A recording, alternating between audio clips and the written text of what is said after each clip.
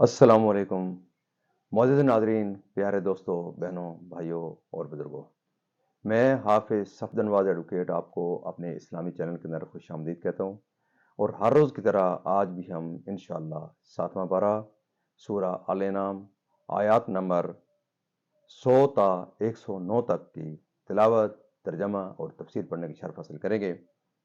تلاوت شروع کرنے سے پہلے ہم درود شریف پڑھتے ہیں، آپ بھی میرے ساتھ پڑھیں۔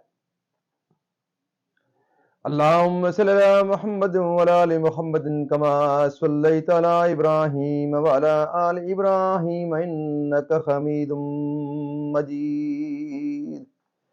اللهم بارك على محمد وعلى آل محمد كما باركت على إبراهيم وعلى آل إبراهيم إنك حميد مجيد.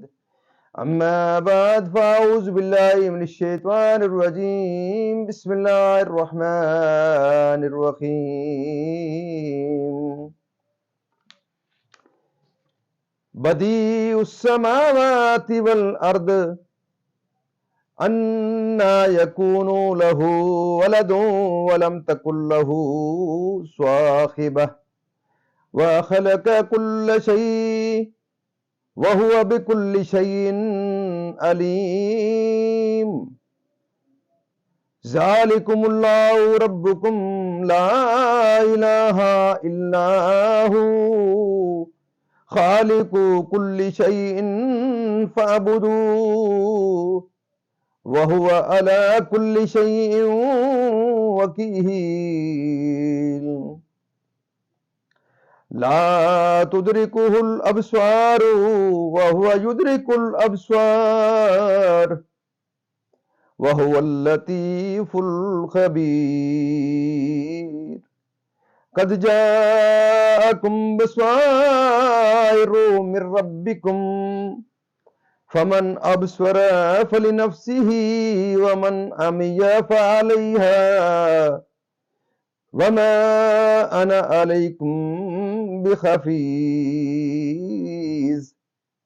وكذلك نصرف الآيات وليقولوا درست ولنبينه لقوم يعلمون.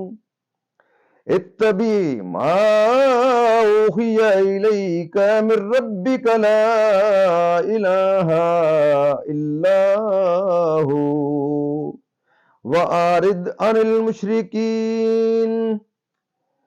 ولو شاء الله ما أشركوا وما جعلناك عليهم حفيظا وما أنت عليهم بوكيل. ولا تسبوا الذين يدعون من دون الله فيسبوا الله عدوا بغير علم. كذلك زينا لكل أمة عملهم ثم إلى ربهم مرجعهم فينبئهم بما كانوا يعملون.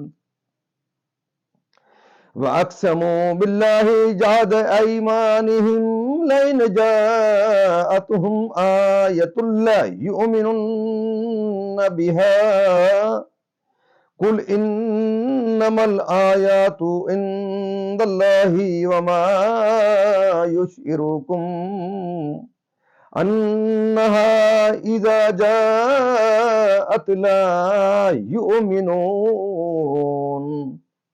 ونقلب أفئدتهم وأبصارهم كما لم يؤمنوا به أول مرة ونذرهم فی طغیانہم یعمہون.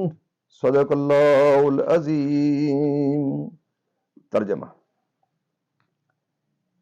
بے کسی نمونہ کے آسمانوں اور زمین کا بنانے والا، اس کے بچہ کہاں سے ہے، حالانکہ اس کی عورت نہیں، اور اس نے ہر چیز پیدا کی اور وہ سب کچھ جانتا ہے. یہ ہے اللہ تمہارا رب، اور اس کے سوا کسی کی بندگی نہیں. ہر چیز کا بنانے والا، تو اسے پوجو، وہ ہر چیز پر نگہبان ہے، آنکھیں اسے احاطہ نہیں کرتی اور سب آنکھیں اس کے احاطہ میں ہیں، اور وہی ہے پورا باطن، پورا خبردار۔ تمہارے پاس آنکھیں کھولنے والی دلیلیں آئیں تمہارے رب کی طرف سے، تو جس نے دیکھا تو اپنے بھلے کو، اور جو اوندا ہوا اپنے برے کو، اور میں تم پر نگہبان نہیں۔ اور ہم اسی طرح آیتیں طرح طرح سے بیان کرتے ہیں، اور اس لیے کہ کافر بول اٹھیں کہ تم پڑھے ہو، اور اس لیے کہ اسے علم والوں پر واضح کر دیں۔ اس پر چلو جو تمہیں تمہارے رب کی طرف سے وہی ہوتی ہے، اس کے سوا کوئی معبود نہیں، اور مشرکوں سے منہ پھیر لو۔ اور اللہ چاہتا تو وہ شرک نہ کرتے، اور ہم نے تمہیں ان پر نگہبان نہیں کیا، اور تم ان پر حاکم اعلیٰ۔ اور انہیں گالی نہ دو جن کو وہ اللہ کے سوا پوچھتے ہیں، کہ وہ اللہ کی شان میں بے ادبی کریں گے زیادتی اور جہالت سے۔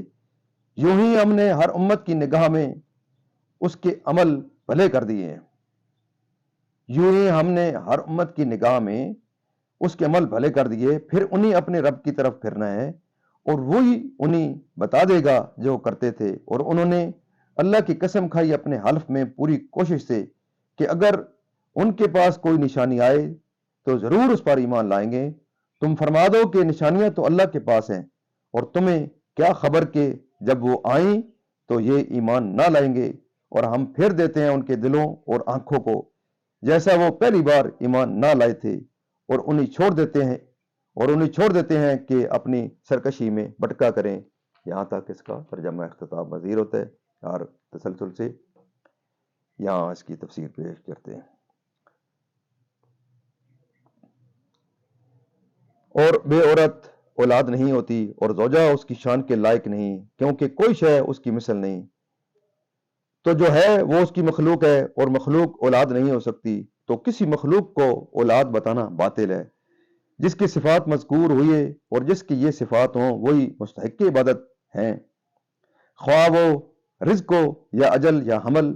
مسائل ادراک کے معنی ہے مرئی کے جوانب و حدود پر واقف ہونا، اسی کو احاطہ کہتے ہیں۔ ادراک کی یہی تفسیر حضرت سعید بن مسیب اور حضرت ابن عباس رضی اللہ تعالیٰ عنہما سے منقول ہے، اور جمہور مفسرین ادراک کی تفسیر احاطہ سے کرتے ہیں، اور احاطہ اسی چیز کا ہو سکتا ہے جس کی حدود و جہات ہوں۔ اللہ تعالیٰ کے لیے حد و جہت محال ہے، تو اس کا ادراک و احاطہ بھی ناممکن۔ یہی مذہب ہے اہل سنت کا۔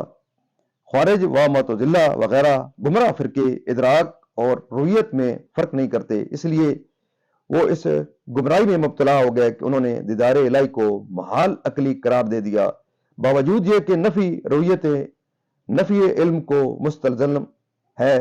ورنہ جیسے کہ باری تعالیٰ بخلاف تمام موجودات کے بلا کیفیت و جہت جانا جا سکتا ہے، ایسے ہی دیکھا بھی جا سکتا ہے، کیونکہ اگر دوسری موجودات بغیر کیفیت و جہت کے دیکھی نہیں جا سکتی تو جانی بھی نہیں جا سکتی۔ راز اس کا یہ ہے کہ رؤیت و دید کے معنی یہ ہے کہ بصر کسی شے کو جیسی کہ وہ ہو ویسا جانے، تو جو شے جہت والی ہوگی اس کی رؤیت و دید جہت میں ہوگی، اور جس کے لیے جہت نہ ہوگی اس کی دید بے جہت ہوگی۔ دیدار الہی آخرت میں اللہ تعالیٰ کا دیدار مومنین کے لیے اہل سنت کا عقیدہ اور قرآن و حدیث و اجماع صحابہ و سلف امت کے دلائل کثیرہ سے ثابت ہے۔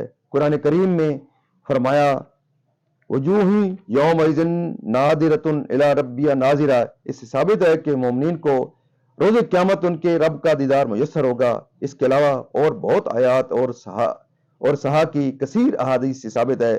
اگر دیدار الہی ناممکن ہوتا تو حضرت موسیٰ علیہ السلام دیدار کا سوال نہ کرتے کہ رب ارنی انظر الیک ارشاد نہ کرتے، اور ان کے جواب میں ان استقر مکانہ فسوف ترانی نہ فرمایا جاتا۔ ان دلائل سے ثابت ہو گیا کہ آخرت میں مومنین کے لیے دیدار الہی شرع میں ثابت ہے، اور اس کا انکار گمراہی کی حجت لازم ہو۔ اور کفار کی بھی ہدہ گوئیوں کی طرف التفات نہ کرو، اس میں نبی کریم صلی اللہ علیہ وسلم کی تسکین خاطر ہے کہ آپ کفار کی یاوہ گوئیوں سے رنجیدہ نہ ہوں۔ یہ ان کی بدنصیبی ہے کہ وہ ایسی واضح برہانوں سے فائدہ نہ اٹھائیں۔ قتادہ کا قول ہے کہ مسلمان کفار کی بتوں کی برائی کیا کرتے تھے تاکہ کفار کو نصیحت ہو اور وہ بت پرستی کے عیب سے باخبر ہوں، مگر ان ناخدا شناس جاہلوں نے بجائے پن پذیر ہونے کے شان الہی میں بے ادبی کے ساتھ زبان کھولنی شروع کی۔ اس پر یہ آیت نازل ہوئی، اگرچہ بتوں کو برا کہنا اور ان کی حقیقت کا اظہار طاعت و ثواب ہے، لیکن اللہ اور اس کے رسول صلی اللہ علیہ وسلم کی شان میں کفار کی بدگوئیوں کو روکنے کے لیے اس کو منع فرمائے گا۔ ابن امباری کا قول ہے کہ یہ حکم اول زمانہ میں تھا، جب اللہ تعالیٰ نے اسلام کو قوت عطا فرمائی منسوخ ہو گیا۔ وہ جب چاہتا ہے حسب اقتضائے حکمت نازل فرماتا ہے۔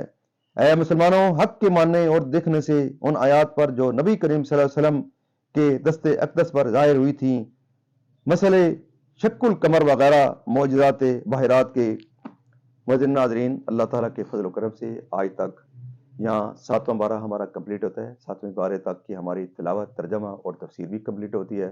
اللہ تعالیٰ کے سامنے ہم بہت شکر ادا کرتے ہیں کہ اللہ تعالیٰ نے ہمیں 7 پاروں کی ترجمہ، تفسیر، تلاوت، ترجمہ اور تفسیر پڑھنے کا شرف حاصل بخشا ہے، اور ہم دعا کرتے ہیں کہ اللہ تعالیٰ ہمیں اسی طرح قرآن پاک کو تلاوت، ترجمہ اور تفسیر پڑھنے کی اللہ تعالیٰ ہمیں استحکام بخشے۔ ہم دعا کرتے ہیں کہ اللہ تعالیٰ ہمیں قرآن پاک پڑھنے، قرآن پاک کو سمجھ کر اور اس کے احکامات کے مطابق حضور پاک صلی اللہ علیہ وسلم کی پاک سیرت کے مطابق اور صحابہ کرام کے نقش قدم کے اوپر چلنے کی توفیق عطا فرمائے۔ اور اللہ تعالیٰ میرے اور آپ کے تمام کے اس کلام مقدس کے صدقے، اس کلام مائع مقدس کے صدقے، حضور پاک صلی اللہ علیہ وسلم کی ذات و برکات کے صدقے، اللہ تعالیٰ میرے اور آپ کے تمام کے صغیرہ و کبیرہ گناہوں کو معاف فرمائے۔ اللہ تعالیٰ تمام پریشانیاں دور فرمائے، تمام بیماروں کی شفا کاملہ عاجلہ عطا فرمائے، اور اللہ تعالیٰ تمام مرحومین کو جنت الفردوس میں اعلیٰ و بالا مقام عطا فرمائے۔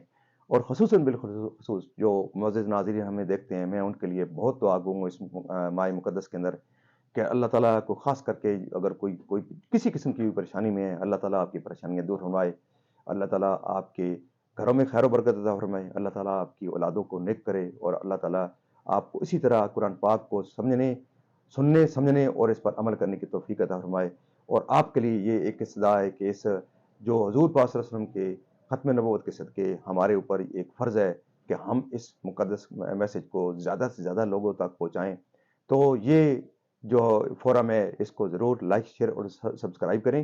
جس دوست کو بھی آپ اگر یہ تلقین ترغیب کرتے ہیں اس پروگرام کو دیکھنے کی، تو اس کو ضرور لائک، شیئر اور سبسکرائب کرنے کی، اور بیل والے آئیکن کو ضرور پریس کیا کریں تاکہ یہ میسج جو ہے یہ زیادہ سے زیادہ وائرل ہو، زیادہ سے زیادہ لوگ دیکھیں، اور اس کا انشاءاللہ مجھے اور آپ کو انشاءاللہ ثواب بھی پہنچے گا، اور دن قیامت اللہ تعالیٰ حضور پاک صلی اللہ علیہ وسلم ہماری انشاءاللہ شفاعت فرمائیں گے۔ میں آپ تمام دوستوں کے سے ان نیک تمناؤں کے ساتھ کہ اللہ تعالیٰ آپ کو جہاں رکھے خوش رکھے۔ اللہ حافظ۔